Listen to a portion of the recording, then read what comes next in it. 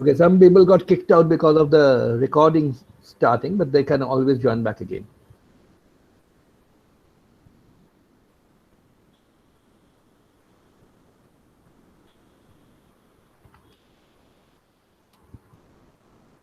So any questions?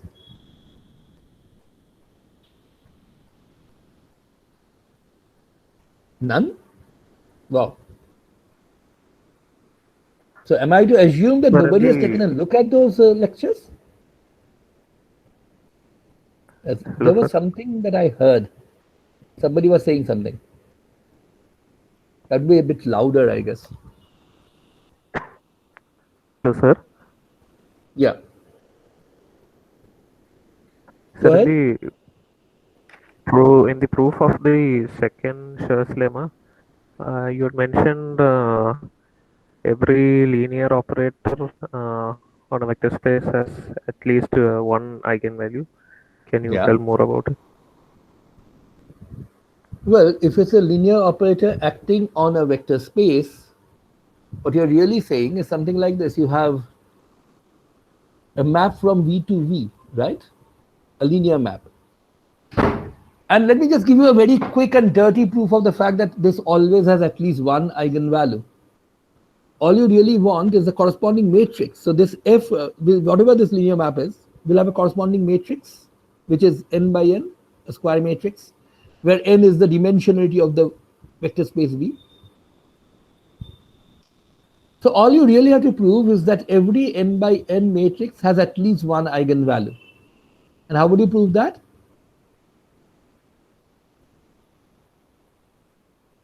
Yes?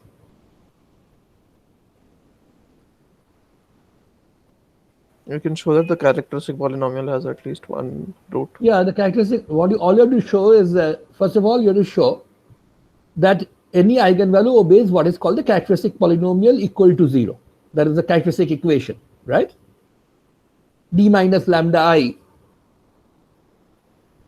determinant equals 0, which is a nth order polynomial equation, right?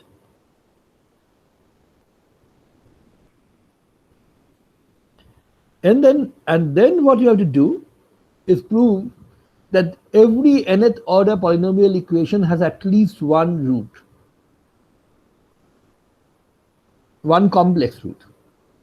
Okay. So what is that?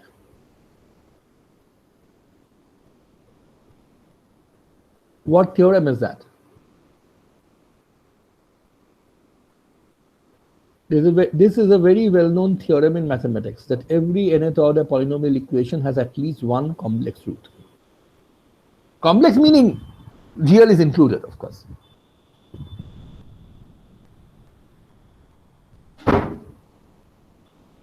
This Yes? fundamental theorem. Yeah, this is the fundamental theorem of what? So this is so important that it actually is called the fundamental theorem. But which fundamental theorem? There are plenty of fundamental theorems. Which one is this? The fundamental theorem of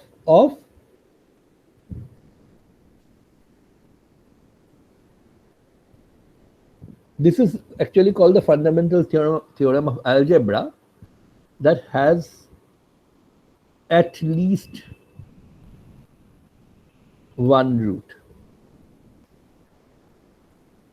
An immediate corollary of this is that it has exactly n complex roots counting multiplicities, but the fundamental theorem of algebra really is that every nth order polynomial equation has at least one root. So you have at least one eigenvalue. And for the proof of Schur's second lemma, all you need is the existence of one eigenvalue. You don't need anything else. Now, by the way, I am not sure whether all of you know the proof of this particular theorem. It's a very interesting proof.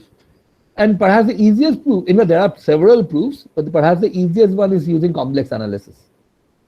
So if you don't know that, you should actually take a look at it. It's a very interesting proof and a rather simple one.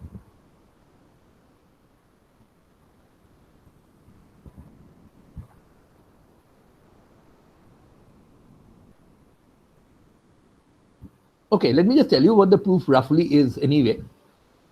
If you have a polynomial of degree n, so lambda to the n plus whatever higher order terms, then if you take dz by f of z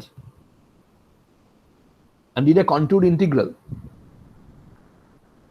over a very large circle, then what would this contour integral be? If you took a very, very large circle, as large as you would want, then in the limit of the radius of the circle going to infinity, what would this contour integral be?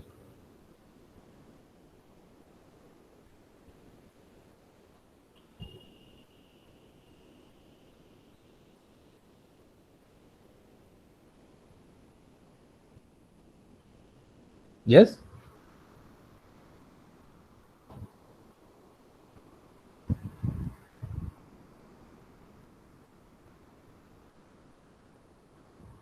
Okay, anyway, let me not just spend too much time on this. This is a very standard mathematical thing. I expect all of you to be able to figure it out, or at least read it up.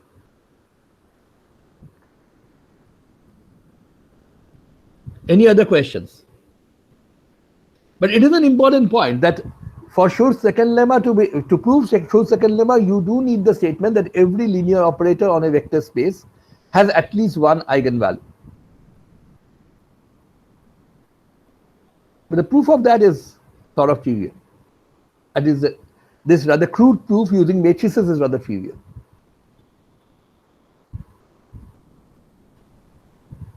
Okay, anything else?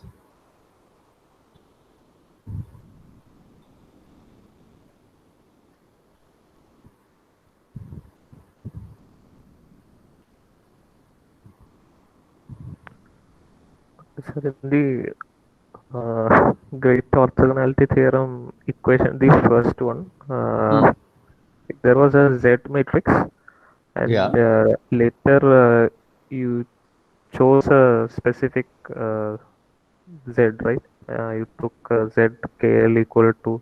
Yeah, so let me just write down the equation so that everybody else can follow, and so that I am also sure that what you are talking, I am talking about what you are also talking about. So this was the great orthogonality theorem.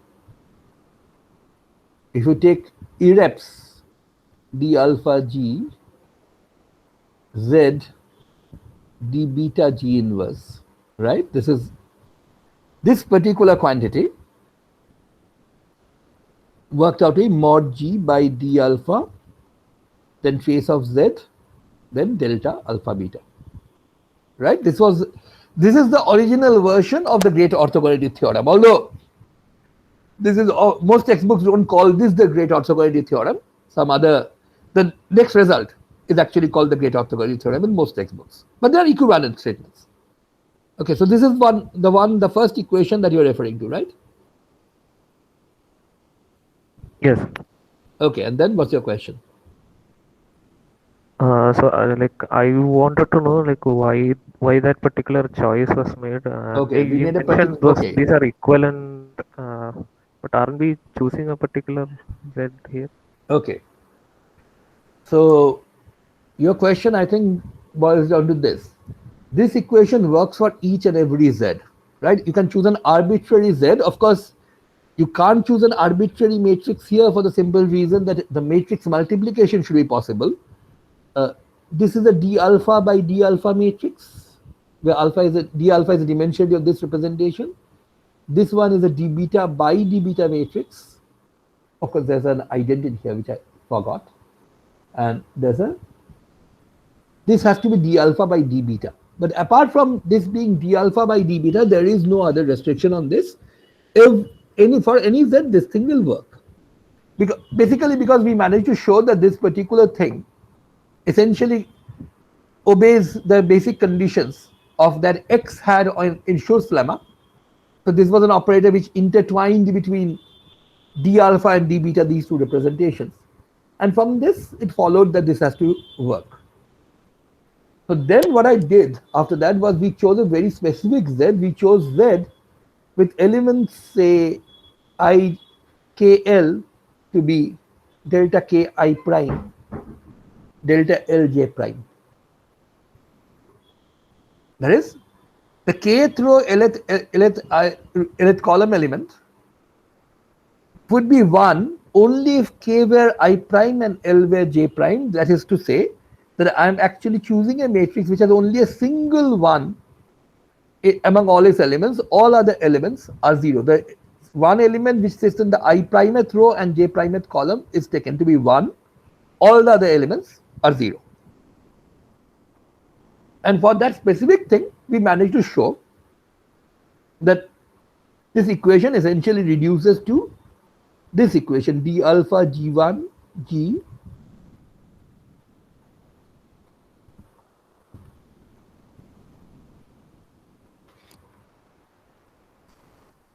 I prime d beta g inverse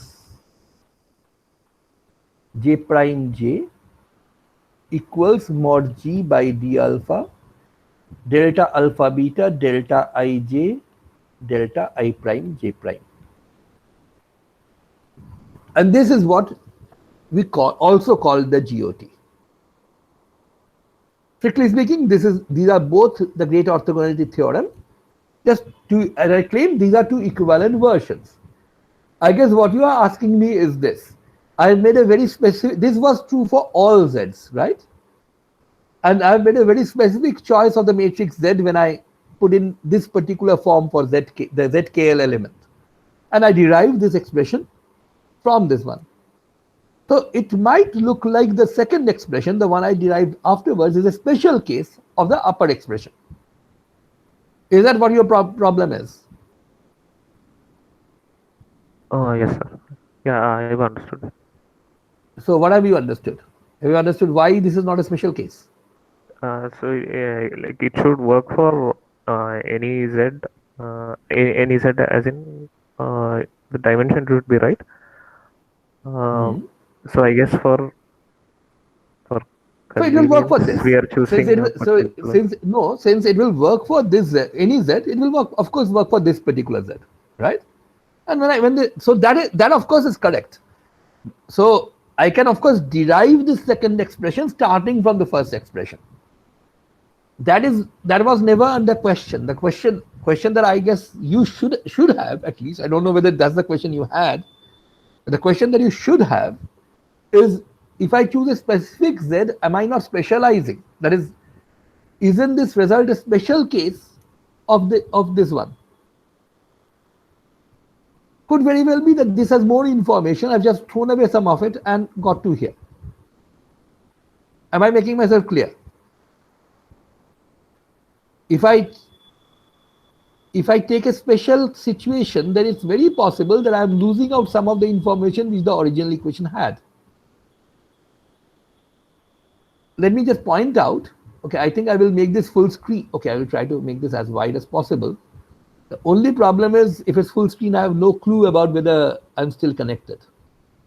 So you have to keep on reminding me from time to time whether I'm still there. Okay, so this is one equation.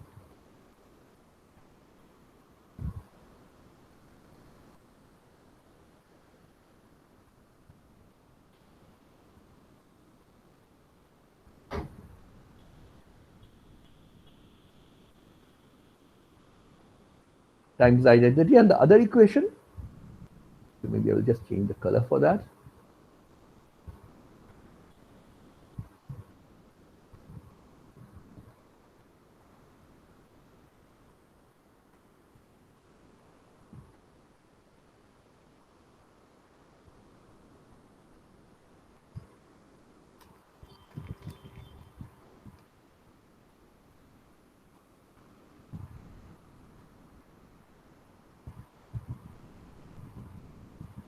The placement of these indices is important. I prime, j prime, j. Because you have to remember, when you write down the delta symbols, which one goes with which.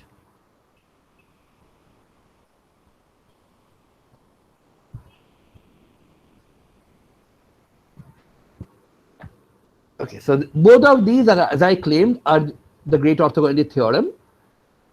It looks like this one is more general, this is a special case. But can anybody tell me why this is not a special case, the second one? I've been claiming that these two are equivalent. So why is that the case? Because it looks like I've chosen a very special Z to go from the black equation to the red equation.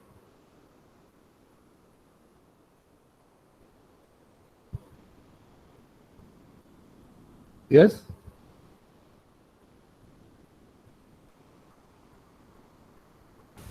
Okay, the hint is equation. Yeah. The upper equation maybe can be written as a linear combination of the lower equations. Okay, great. That's perfectly right. Actually, if you look at the upper equation, it's actually linear in the matrix Z, right? So if instead of capital Z, I took Z1 plus Z2, on the left hand side, you will get a sum of the two terms. On the right hand side, trace of Z1 plus Z2 will become trace Z1 plus trace Z2. So you have a sum of the two sums. So because this equation is linear in Z, I can actually express Z as a linear combination of many matrices, and I can still use the upper equation, right? And the upper equation will become a linear combination of the individual equations.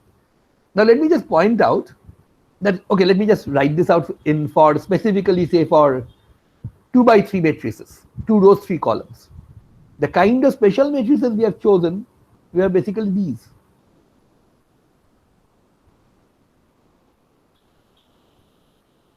There were 6. So any one of them actually, when I wrote down the lower equation, but any one is true. I can choose any I prime, any j prime. So these were the 6 matrices, out of which I choose one to write down this red equation. Although when I say 6, I mean that's because d alpha and d beta here are 2 and 3 respectively. Right? Only one single element is 1, all the other elements are 0. So any one of them would have given you the red equation. And by the way, it works for each and every one of them. You just have to change the value of I prime and j prime. That's it. But notice that any 2 by 3 matrix,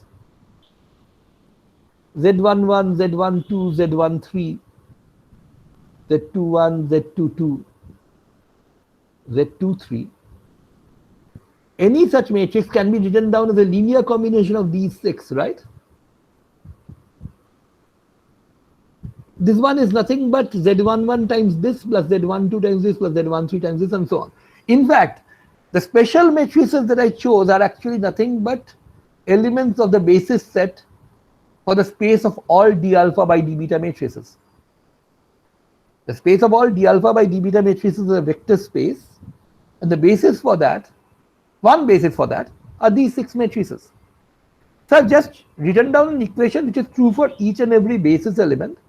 And since this equation is linear, so there are no extra 2ab kind of terms, if you know that the equation is correct for the basis, every one of the basis elements, it has to work for the full matrix also. What that means is, if you know the red equation, from that you can easily go back to the black equation. Is that okay?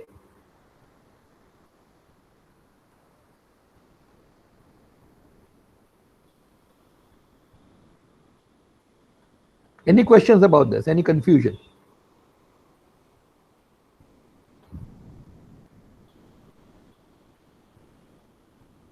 Okay.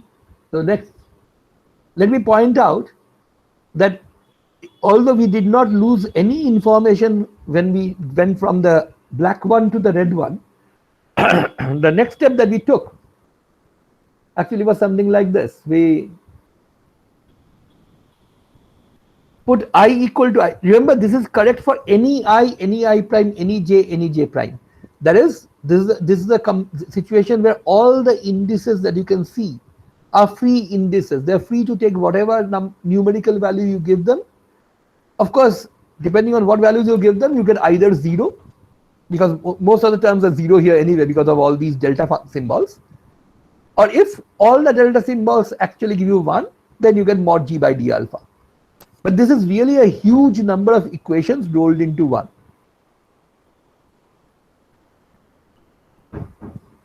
Is that okay?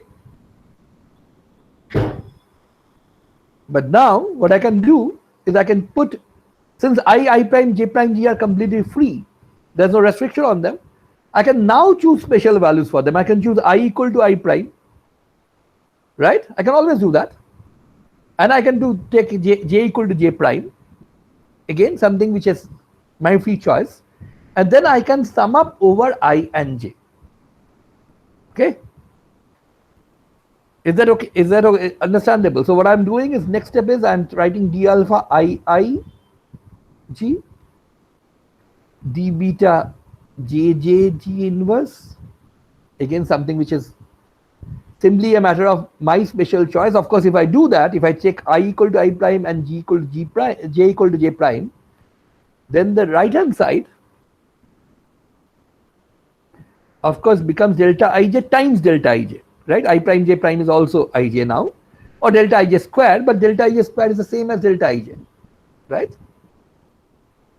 If you square the delta symbol, you still get 1 when I equals j, you get 0 when 0 square, which is still 0 when I is not equal to j, right? But then what I can do is I can sum up over I can sum up over j on both sides. Of course, I have to sum up this side also over I and j.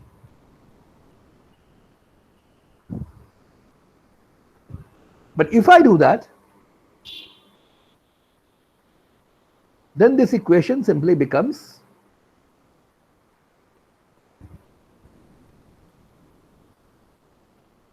so what is this quantity? Sum over I d alpha iig. This particular quantity has a name. This is of course trace of d alpha g, but trace of d alpha g has a name. It's called the character. The character is a map which maps every group element to the trace of the corresponding representation matrix. And so this is character of g, chi alpha g. And this is chi beta g inverse. And now you get something which is called the character orthogonality relation or character orthogonality theorem. Not as exciting as a GOT, but really perhaps not, if not equally important, but very, very important nonetheless. So what do you get on this side? You get mod g, of course, delta alpha beta, nothing has changed there. But what do you get when you sum up delta ij over both I and j?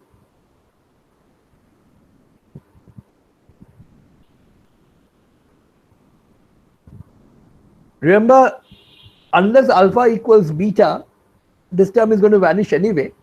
So this is a situation where I and j are both being summed up from 1 to d alpha. So what is this sum? Double sum over I and j of delta ij. D alpha. Dimension of.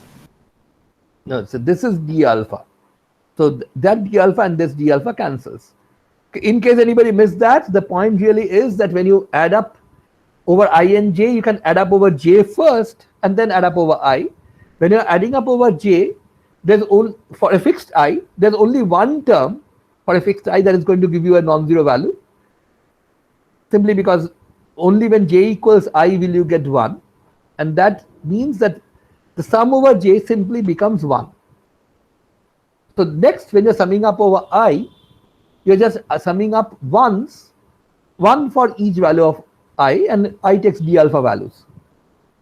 So this is the character orthogonality theorem, where this simply becomes chi alpha g, chi beta g inverse is mod g delta alpha beta, what is actually perhaps even more important here is that for a unitary representation, this is what is going to come out.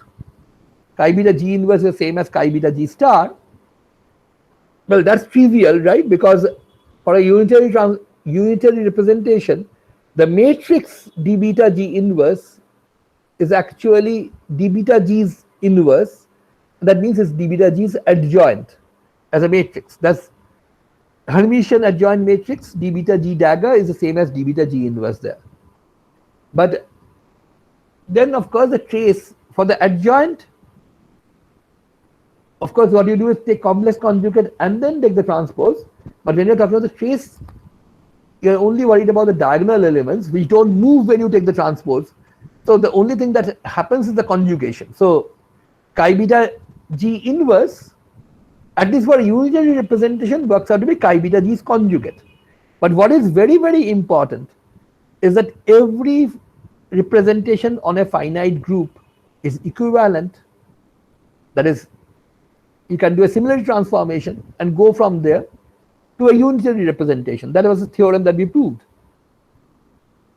So even though this may not be true in general, even though this is d beta G inverse may not be d beta G's, sorry, let me just write this out in full here. Even though this may not be true in general, that d beta G inverse is d beta G dagger, this result works only for unitary representations. For a general representation, what is true for all representations is d beta G inverse is d beta G's inverse. This is true simply because this map D is a homomorphism and this works for all homomorphisms. So this part works no matter whether the representation is unitary or not. But this particular statement only works for unitary representations. However, for all representations, there is an equivalent unitary representation, and for that equivalent unitary representation, of course, chi beta G inverse is the same as chi beta G star. But since the character does not change when you do a similarity transformation, the character being a trace is invariant under similarity transformation. For every representation, the representation that you start from, doesn't matter whether it's unitary or not, even for that, chi beta G inverse will be equal to chi beta G star. At least this is true for every finite group. Now the advantage of writing it this way, of course, is now you have this equation chi alpha G chi beta G star mod G delta alpha beta sum over all group elements. Now this is exactly like the inner product of vectors that we had learned about, say, well, not in class 12, because in class 12 we did not deal with complex vectors. But once we started dealing with complex vectors, this is exactly the inner product that we had. Okay, strictly speaking, a mathematician might object to calling this an inner product, because some mathematicians at least call this a Hermite product and distinguish the inner product which is on real vector spaces from this one. But this obviously is the standard generalization of the inner product to complex vector spaces. Right? The only thing is, when you talk of complex vector spaces and you try to say, take the inner product of these two vectors, Cn with d1, d2, dn. So these are two vectors in an n-dimensional complex space. Then the inner product will be defined by Ci di star sum over all I. Right? Here the only difference is, instead of writing this index I have put in G as a element on which chi alpha acts. But it's just a change matter of notation. Chi alpha G is the gth element of this chi alpha vector. So what this is really telling you is that if you treat these as complex vectors, chi alpha and chi beta, whose elements are chi alpha G1, chi alpha G2 and so on, these are orthogonal vectors. Okay? Right? And why is that important? Because it tells you that you can't have too many of them.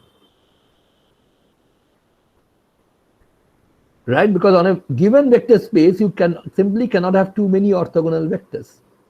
In three-dimensional real space, how many orthogonal vectors can you have? At most, mutually orthogonal vectors? 3. Yeah. That's the most, right? You can have less, but you can't have more. That's because mutually orthogonal vectors are always linearly independent. And linearly independent vectors, there's an upper limit of how many you can have. Right? Can't have more than the dimension of the space.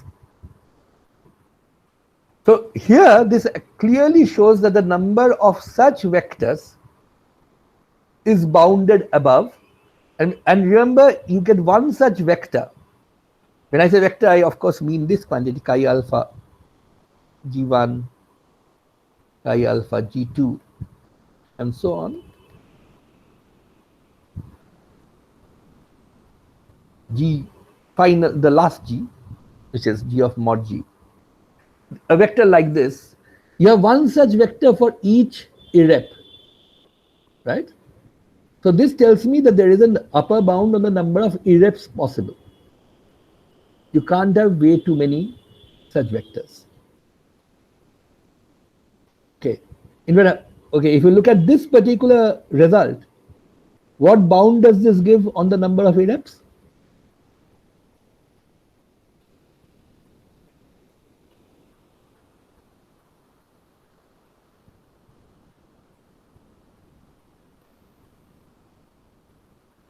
It has to be less than equal to the dimensionality of this space. What is the dimensionality of this space? Mod G. Yeah, because there are mod G components to the vector, so mod G, as simple as that. Is this okay with everybody? But of course, this is not really the actual bound. This is just an upper bound.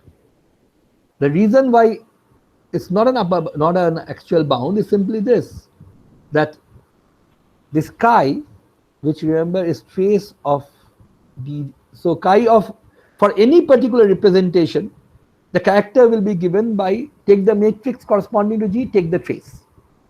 Now before we go any further, let me point out that when we went from this equation to this one, we lost no information. This looks like the lower one looks like a special case of the upper one, but it is not a special case. It is just as much information as the upper one has. Okay. However, we started from this equation and then we went from here to here. And of course, this equation had free indices like I prime, j prime, j, all of them were free. You could give them specific values. But now I have actually got rid of all the indices. I've put in special values for I prime. I've equated I prime to I, equated j prime to j, and then summed up over I and j the remaining indices, which means there are no indices left in this equation. So this equation that you get here, the character orthogonality theorem or relation, there are both names are used. This particular equation actually is a special case of this and actually contains less information than the GOT. Okay. It's just that sometimes the GOT has way too much information. You don't need all of it. Much of the work that you want to do, in fact, most of the work that you need, most of it can be done with the COT itself. Okay. But that is not to say that the character orthogonality theorem has the same amount of information as a GOT. The GOT has more. Okay. Unlike these two versions, where although it looked like this is a special case, it's really not. It has just the same amount of information as this one. This one actually has less information, in fact a lot less information. But what is really interesting is that even with this very much less information, the character orthogonality theorem is still powerful enough so that almost all the work that you will need, almost all, not all, but almost all the work that you will need to do to find out physical results would actually depend on this particular relation. The advantage is, of course, this equation is much easier than the other equation, has lot less, in fact it has lot less information, and hence it's also much more simple.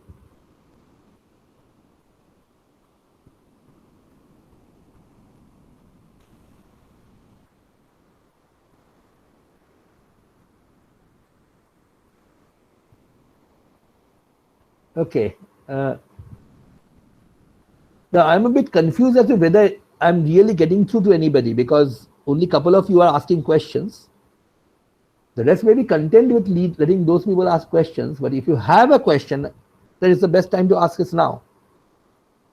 Because the more it's going to go in, it's going to get more and more confusing if you don't understand the basic part, which is this one.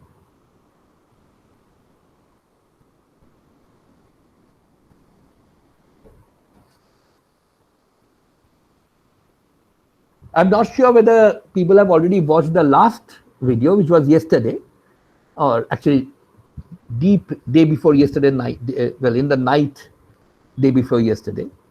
But I'm not talking of that. I'm at least talking about the great orthogonality theorem and the corresponding character orthogonality theorem video. That one actually has the central results that we will need over and over again.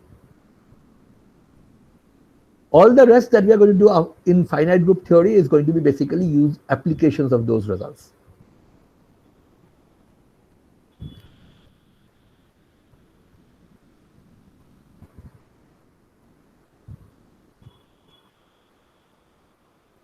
So if you don't have any questions, I will just talk about a derivation which will be there in the next video, but it's an involved derivation. So maybe it's a good idea to work it out in front of you here. But now I do want feedback. This is a complicated thing, so just hold on. I need to take this call. Hello.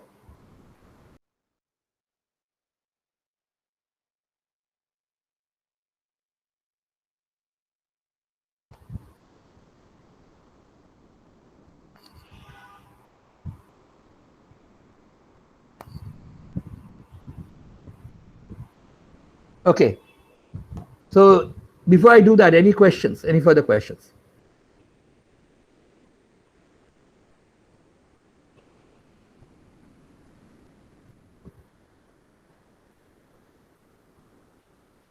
By the way, there was another important consequence of this particular result that we had, which is this.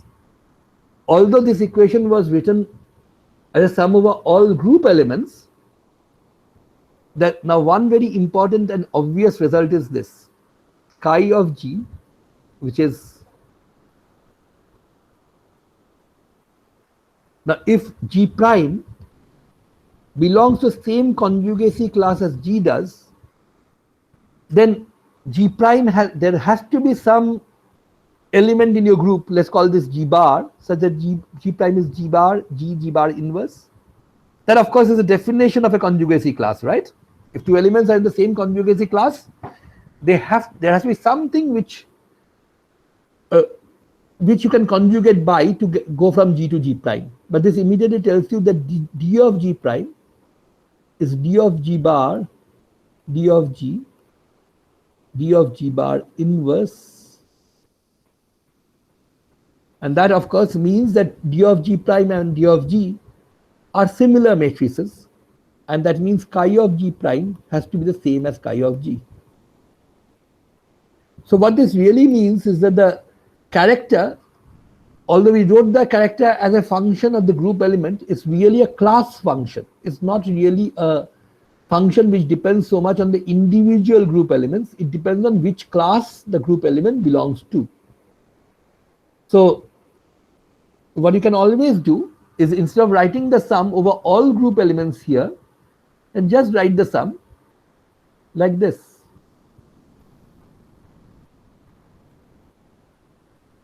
Take the ith class Ci,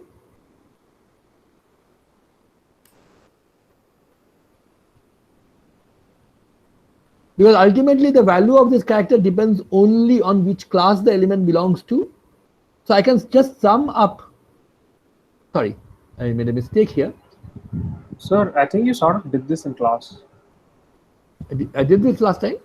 As in, not in class, but you did it in the video. There is I did it in the NCI. video. I did it in the video, right? Of course I did in the video. This part I did in the video. I'm not talking of this part. This is not the difficult, complicated thing that I'm talking about. So I think we need to have an NCI term, the number of elements. Yeah, so that was what I was coming to. This will not be right, simply because no matter whether I'm adding up over classes or adding up over group elements, the important thing is I'm doing the same sum. The only reason why I can replace the chi alpha G by just saying, okay, G belongs to the ith class, so So let's take Ci here and sum up over classes. That's fine because the character depends only on which class the group belongs to. But each and every group element, this sum is over all group elements. So there are several group elements in a given class. Each one of them will contribute the same amount. So what you need to do is multiply this whole thing by the number of elements in the ith class. And then add up. And that will give you this particular thing. Now, an immediate consequence of this is actually you can think of a vector whose elements are, okay, this is again something which you have done in the lecture, but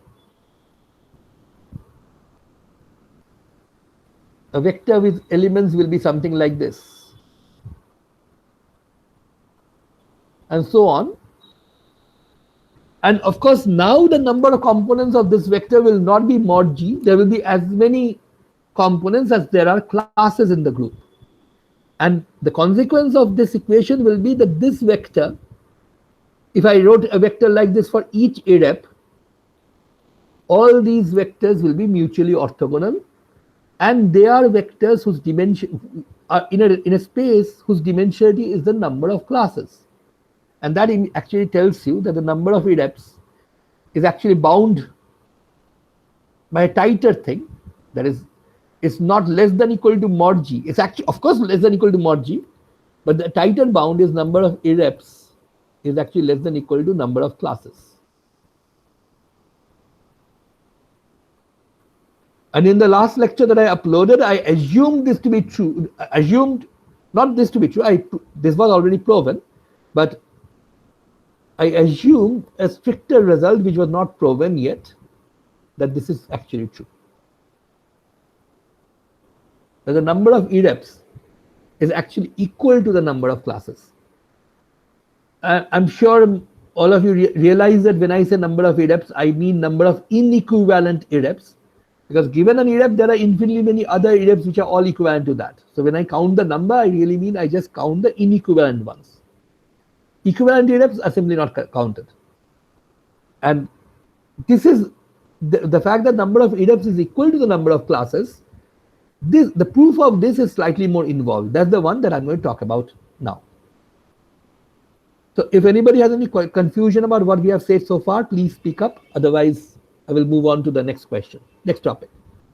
Next topic meaning the result that you will need to prove that number of irreps is actually equal to the number of classes. Any questions? If not, okay, so like most things that we have talked about, we will start with the GOT actually. So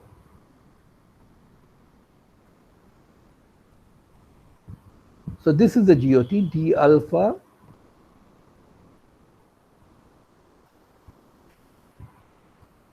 I prime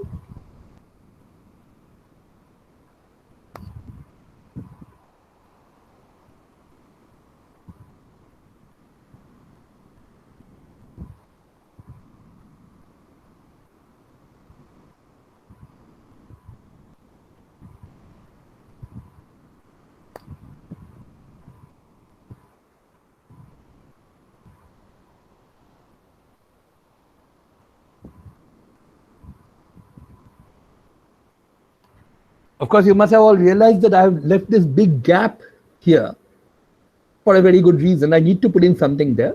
But before I do that, for the proof that we are going to do, we are going to put alpha equal to beta. So we are going to specialize to the situation when we are talking of a single irrep for both these. Okay, that of course means that there will be no delta alpha beta here. That will go out. Okay? Let me just move this to.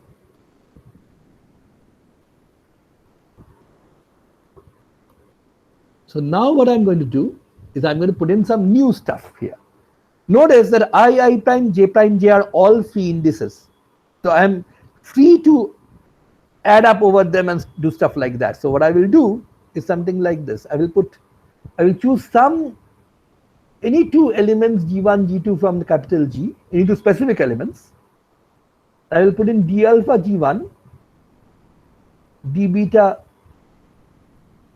g2 inverse here. But of course, I can't put those in. I need to put in, these are elements of a matrix, not matrices.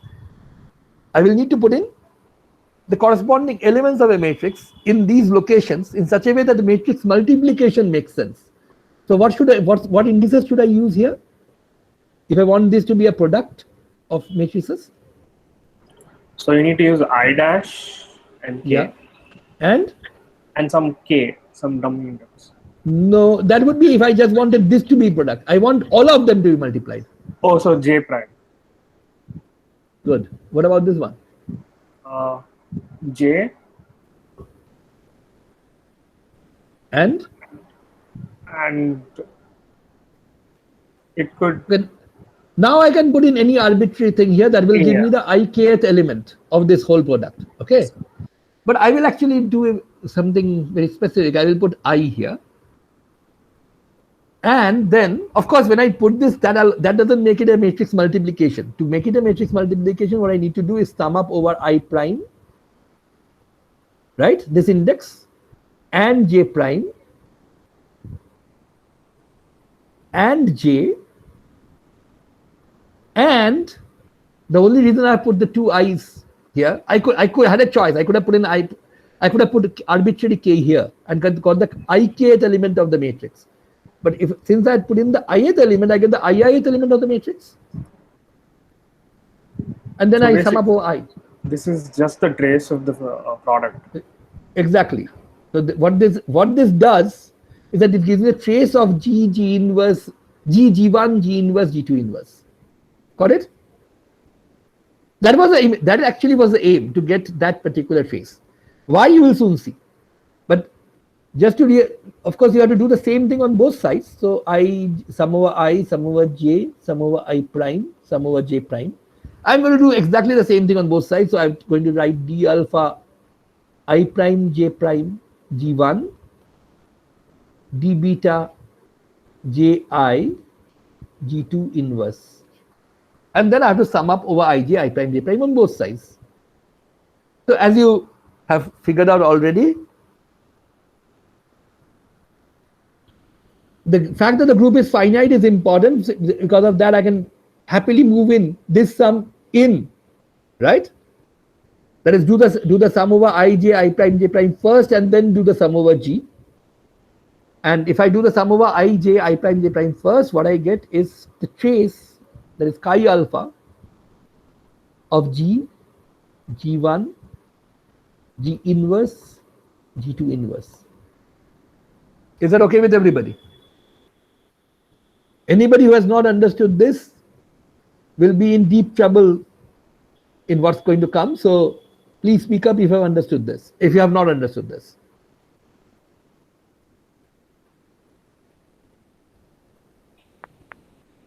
Well, what about the right hand side? Yeah. Like there are 4 elements and the last element has beta on. Oh, sorry. That is of course my mistake. You're right. The last element cannot have beta on this. I'm only talking of a specific matrix. Yeah, and of course you couldn't even multiply matrices belonging to different representations. They might even have wrong dimensions. Even if they had the right dimensions, even if both of them had the same dimensionality, even then it makes no sense to multiply those matrices. You could multiply the matrices, but that will not obey the group representation result. That is, you wouldn't get G, G1, G inverse, G2 inverse. You're getting that because all of them belong to the same representation. Thank you. I made a stupid mistake there. They're all alpha. There's no beta here. And what about the right hand side now? How much is that going to be?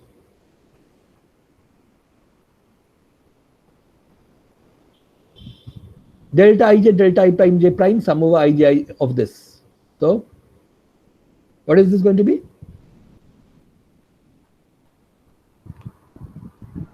Sir, it would just be the like the dimension of alpha.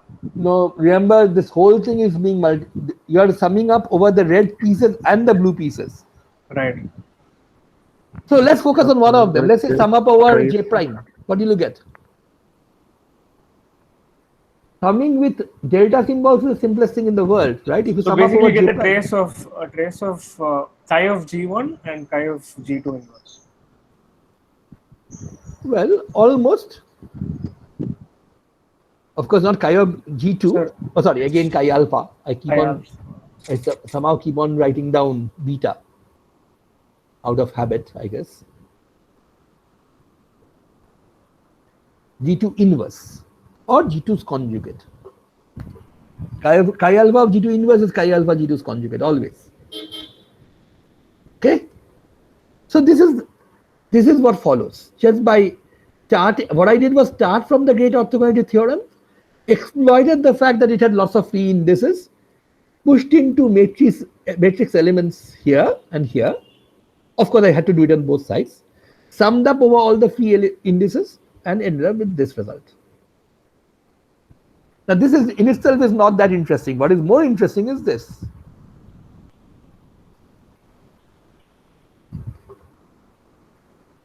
I can, of course, rewrite this in this form.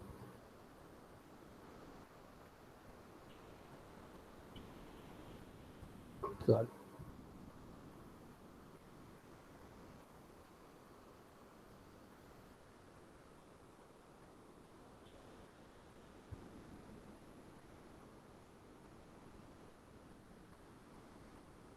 Even this is not that great a result. This is just a rewrite. I just move the d alpha and mod g to the other side. That's it. But now what I can do is sum up over all ereps.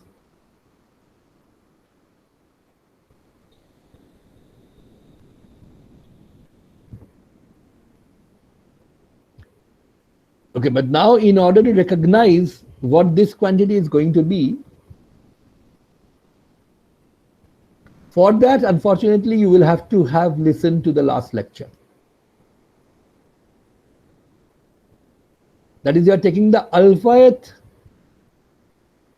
erep, finding out the character for a particular element, G1, G inverse, G2 inverse, for that particular erep, and summing up over the dimensionality of the, multiplying by the dimensionality of the erep and summing up. If you had listened to the last lecture, you should immediately realize what this quantity is. The regular representation. Yeah. So, Correct. so for the people who have not listened to the last lecture yet, there could be quite a few of you, I guess. The regular representation, which remember is a representation which you get by making the group act on its own algebra, turns out to be one for which, for which the character is mod g for the identity and 0 for every other element. And using the results that we had already derived in the GOT, using GOT and COT, and using the tricks that we had derived in the last lecture, we had figured out that the regular representation actually contains all ereps in it, and it actually contains the alphath erep exactly d alpha times. That is, if an erep is 3-dimensional, it will occur 3 times in the regular representation. If it's 5-dimensional, it's going to occur 5 times. If it's 1-dimensional, it's going to occur only once. Okay. As a result, when you multiply d alpha by chi alpha, the immediate result is this is nothing but the character in the regular representation of G, G1, G inverse, G2 inverse. Sir, here what do we take as the upper limit of alpha? Alpha is the sum of all ereps, the number of ereps you have. That's a finite number, right? I don't care how many right now. Why is it a finite number? Because it's bounded above by the number of classes. I have not proven that it's equal to the number of classes yet. That's the proof that we are getting to here. But all you really need at this stage is that this is a finite sum. Alpha is being summed up over all ereps available that the particular group has. And there is a finite number that a finite group will always have. Okay? Yes. And the result that we had derived, even without proving that the number of irreps is equal to the number of classes, we did not need that for this result, that the regular representation always has every irrep d alpha number of times, and that immediately tells you that if you weight the character of an irrep by d alpha and sum up over all irreps, you are going to get the character in the regular representation. Okay, you don't really need to know at this stage how many irreps you have, as long as this sum makes sense, and this is a sum of finite quantities, so it always makes sense.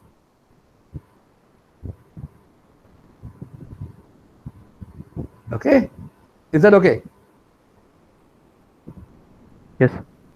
Now comes the final thing. We have already said that the regular representation, if you remember the regular representation matrices from before the midsem, the identity had, of course, the identity matrix, mod G dimensional identity matrix. All other matrices had ones in each row and each column, but none of them were on the diagonal. The diagonals were zeros for all other matrices. So for the regular representation, the character is mod G for the identity and 0 whenever you're talking of any element other than the identity. So what you can see here is that this quantity, and now on this side you have chi alpha G1, chi alpha G2 star, but I can always write chi alpha Ci, where Ci or C1, let's say C1,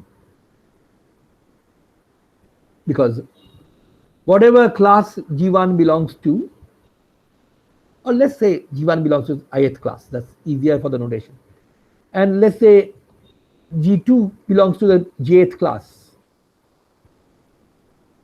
Of course, this is what I've written here is wrong. G2 doesn't have a conjugate. What has a conjugate is the character, that's a number. Now, summing this up over all alpha, the important question, is there any weighting factor here? That is, you had NCI. When you switched from group elements to class elements, you had an NCI weighting factor in the previous version. Do I need any such weighting factor here? Oh, you're summing over alpha, so not needed, I guess. The G, notice that you're not summing up over group elements, right? So this sum is over all irreps. Now, every group element here contributes only once, because you're not summing up over group elements, so there's no question of how many group elements belong to the same class and they're all going to contribute the same amount.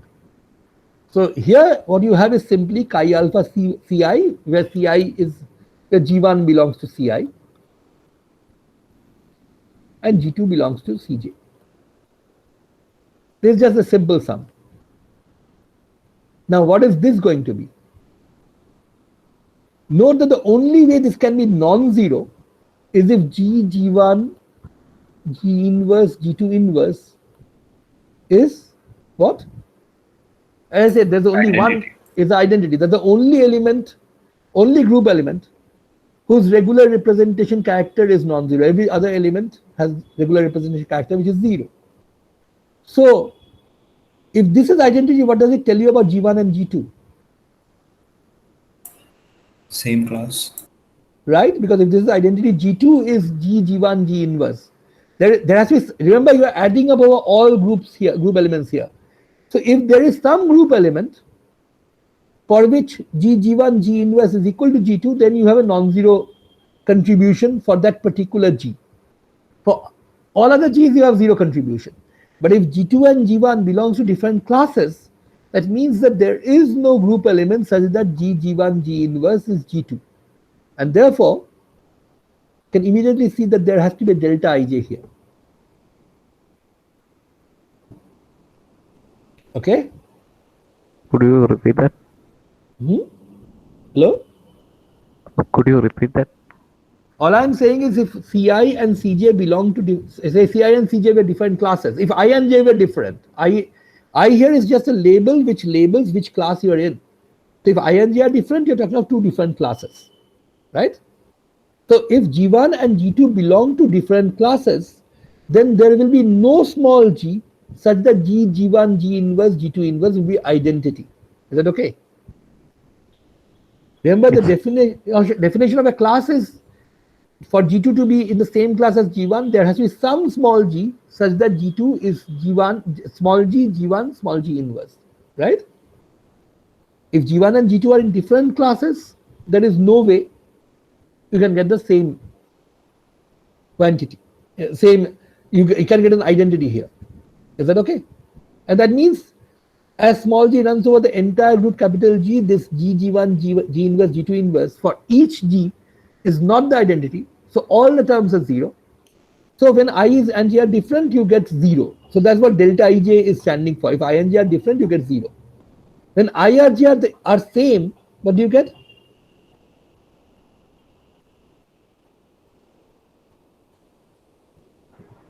So basically, we'll get the identity, and the summation over that will give you the order of the group, and so that will cancel with the. No, wait a minute. There's a bit of a problem there. If you put in identity itself, what is chi-reg E? Chi-reg E is not 1. I guess that's what you were assuming. Oh no, chi-reg E would be the order of the group G mod G. So what will this thing be?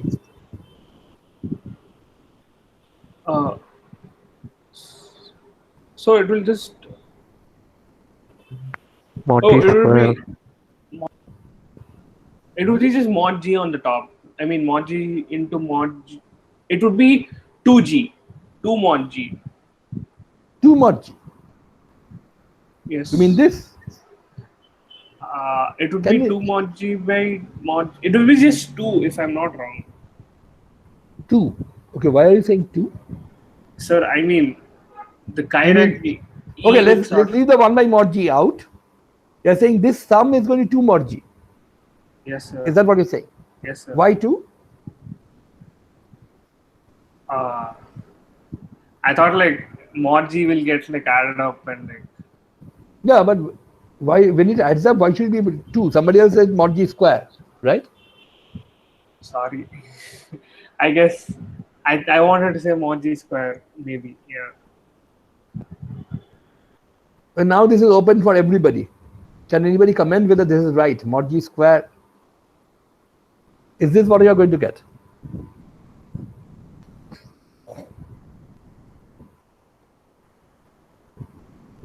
Sir, can I change my argument? Since Okay. it's if G1 and G2 belong to the same conjugate class, so we say that there exists at least one G such that the conjugacy is sort of Yes, 1G such that G1, G inverse is G2. Yes, sir. So so there will be exactly one particular G which will sort of make this entire chi-reg to be chi-reg will be identity. So it will be just mod G. That's it. Nothing else. So I have heard two arguments. One of them, okay, let me just write them in different colors. The second argument is this, right? Anybody here with a difference of opinion?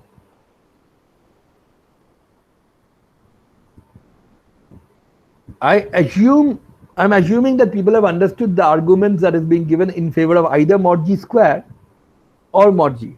If you haven't, please ask. And you can of course ask.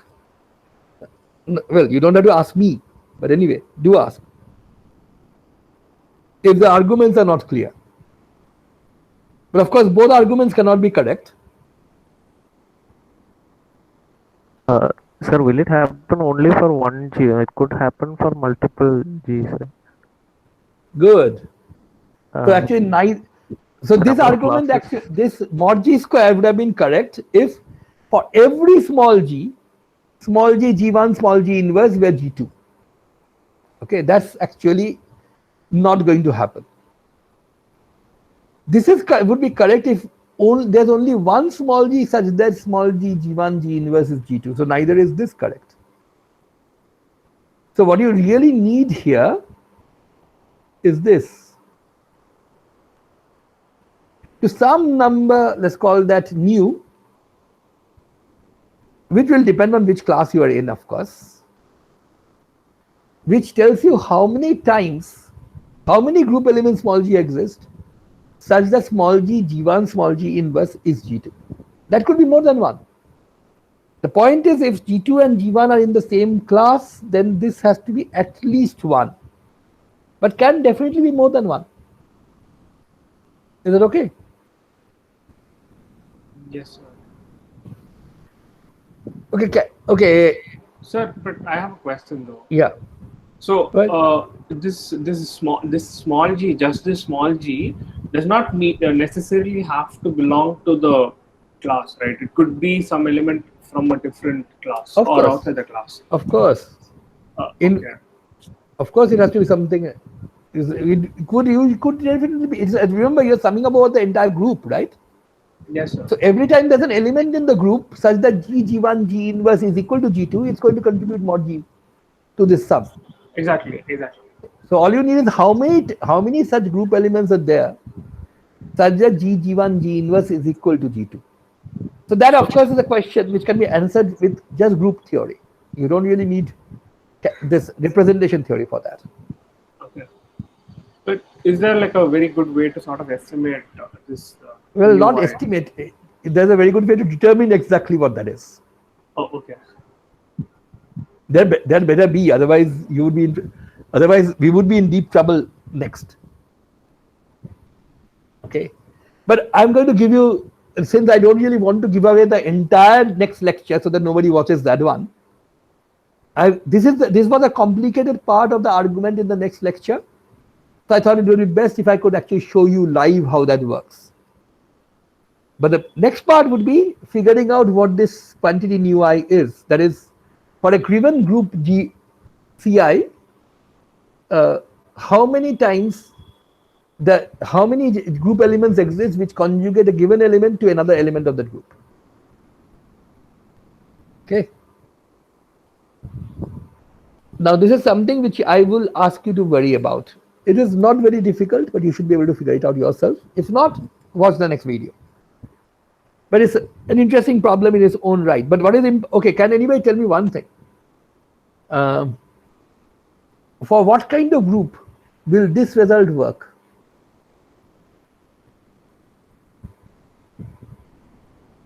Abelian group. Exactly. For an abelian group, the only time for an abelian group, of course, G1 and G2 can belong to the same class only if G1 and G2 are the same.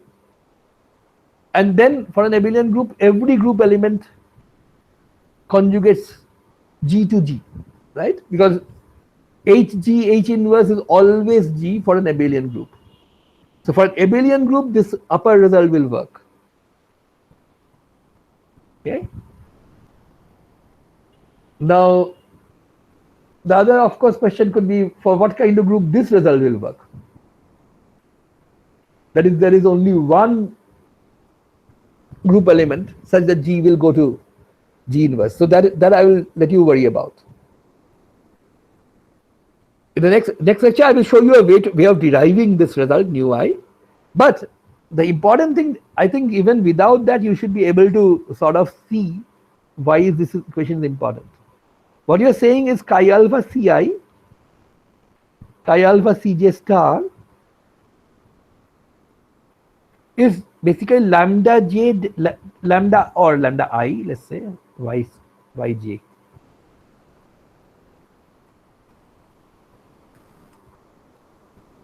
Well, lambda I is just some number, some bunch of numbers. There will be different numbers for different. But can anybody tell me an equation like this? What is this telling you?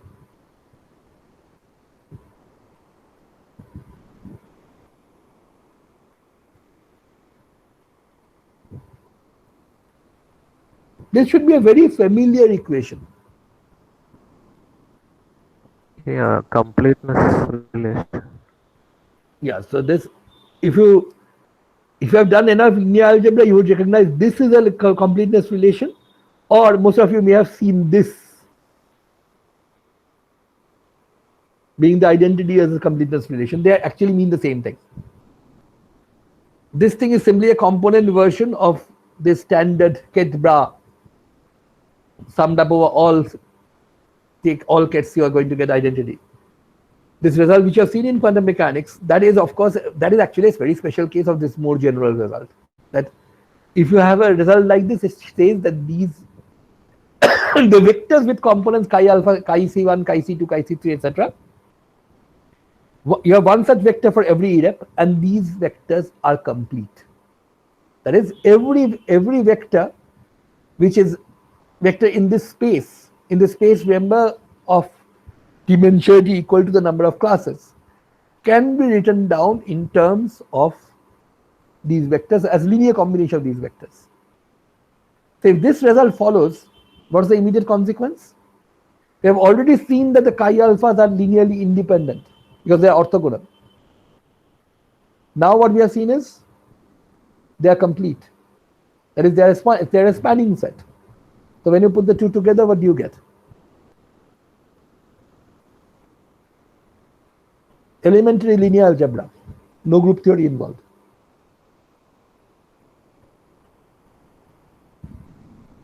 They Yes? form a basis. They form a basis. Exactly, that's exactly what a basis is. A linearly independent spanning set. And that actually tells you that the number of irreps, you have one such vector for each irrep, right? And the number of irreps, once again, let me stress, is the number of, not the number of irreps really, but the number of inequivalent irreps has to be equal to the number of classes. We have already proven that it is less than or equal to the number of classes, but because of the completeness relation, it follows that it has to be exactly equal to the number of classes. As many irreps as classes. So can you repeat the final argument once more?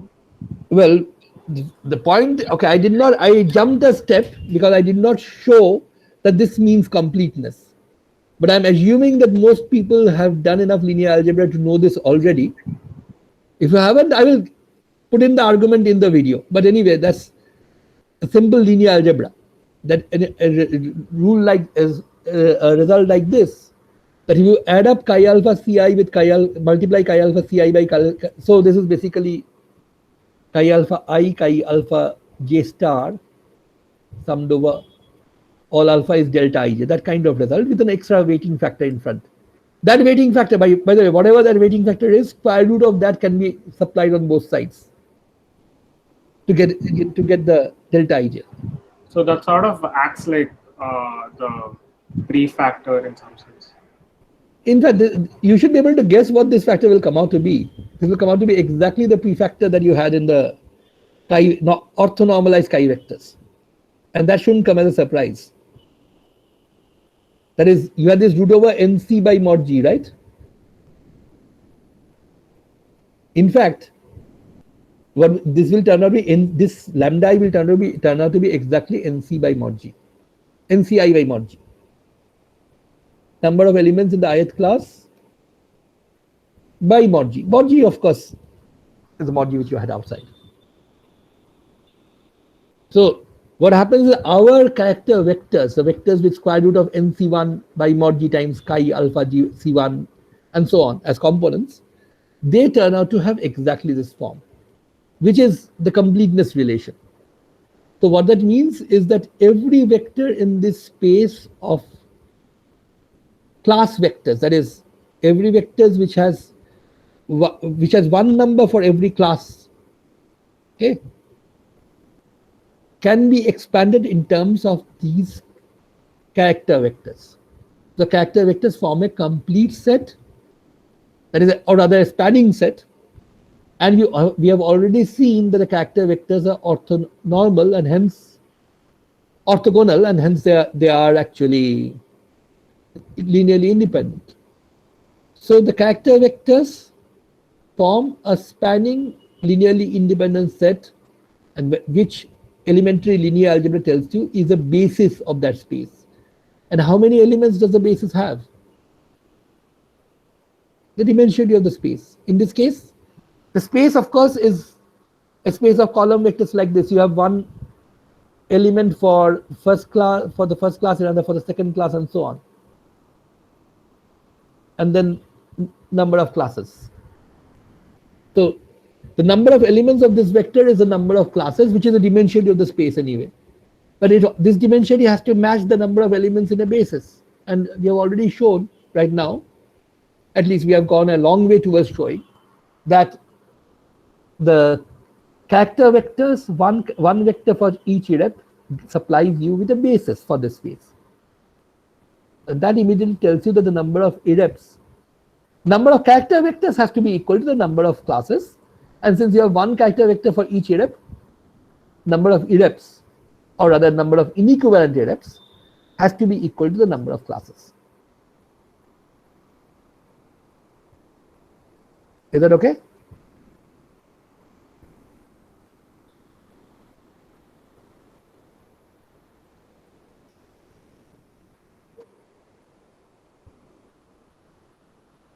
So anything further? I will put the details of this proof in the next video, but what I wanted to do is show at least this part of the thing. This is the tricky part, writing down the thing and then supplying the matrix elements in their right places and then summing up. This, once you understand this part, the rest is going to be sort of easy.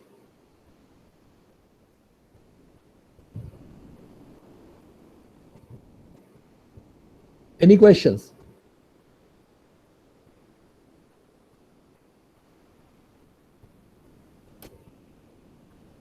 So just to summarize, what we have is this. We have number of irreps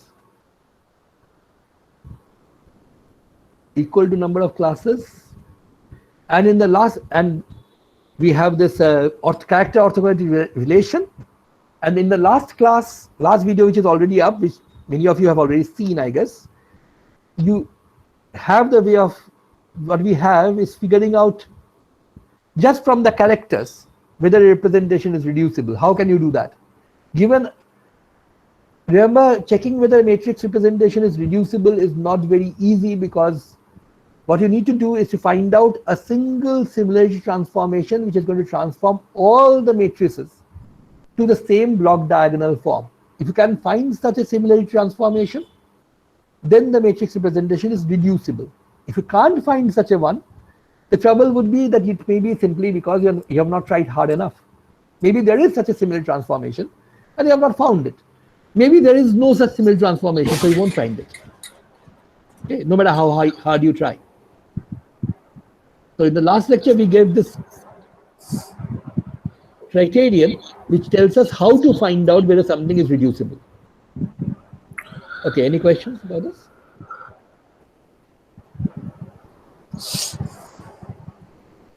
So if you want to find out whether a given representation is reducible or not, you just use a standard criterion based on the character orthogonality theorem.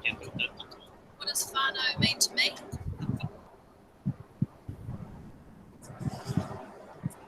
Okay, somebody is unmuted. I'm assuming not to ask a question, but by mistake.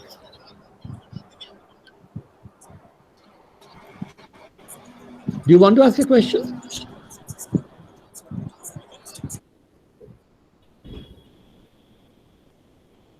Okay, everybody has got muted now.